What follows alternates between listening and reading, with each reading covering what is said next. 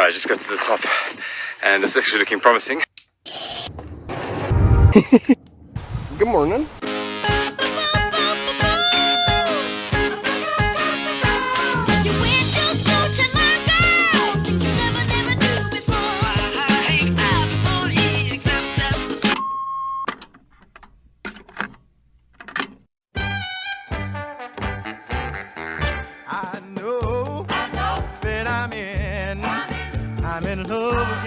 In a way, I actually hope that you feel like the title of this video might be clickbait, and then hopefully you are pleasantly surprised.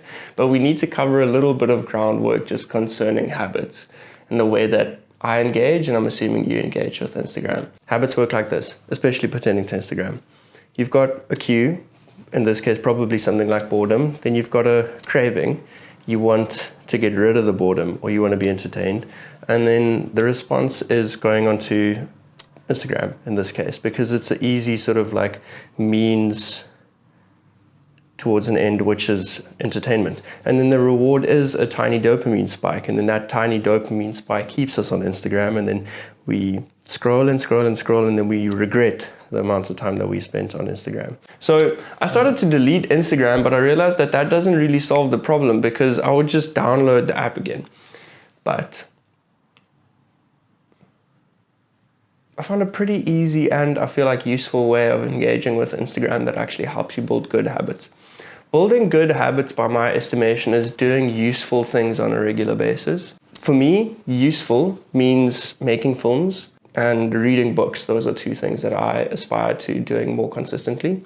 And I also usually post on Instagram about those two things. So what I would do is I would delete Instagram until I have 3 useful things to post. So I'll give you an example. In the past 3 months, I read 3 books. So when I finish the books, I take the pictures of them, edit them, and then I would download Instagram and post all 3 of them within the space of 2 or 3 days. Then I'd keep Instagram for 2 or 3, maybe 4 days and just scroll, check comments, and look at some useless things. Obviously, this isn't perfect. And then I would delete the app again. Or this past week, as an example, I spent time on a film set with a friend of mine, and I took some behind the scenes photos and videos. So what I'd do is I'd edit those photos, choose 3 which look nice, and then I'd post them, check the comments, whatever, and then delete the app again. Why I think this works, you're still gonna have that cue, something like boredom, and you'll still have the craving, you want some entertainment, and you're still gonna there is gonna be some form of response. But in this case, because you've resolved to do something useful, when you have that cue and that craving, you're gonna do something that's constructive. Pursue a passion, read a book. You might even go outdoors and take some pictures of a hike, and then you can post about that. That's something very useful. Getting outdoors is great. And then you have a reward. So in most of those cases, there is an immediate reward, but in all of those cases, there's a long-term reward, which is more meaningful and rewarding in the long run. So by deleting the app and only allowing yourself to download it when you have something useful to post, you'll probably end up doing more useful things with your life, which is good. That's what we want.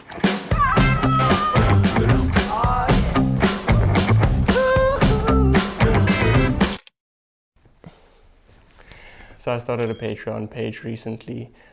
The idea of patronage goes back to the Renaissance period, where artists would have patrons who would support them so that they could create art. Nowadays, patronage is a little bit easier because you've got platforms like Patreon. Patreon exists because when creators are paid, they can create more amazing things. I started that recently, and I found tremendous value and sort of meaning in supporting 2 of my favorite creators, like Stories of Old and Sideways. Shrek is a masterpiece of musical storytelling. There, I said it. So if you've derived value out of the work that I do, or want to partner with me in creating my first feature film and working towards being a full-time filmmaker, Patreon is one way in which we can do that together.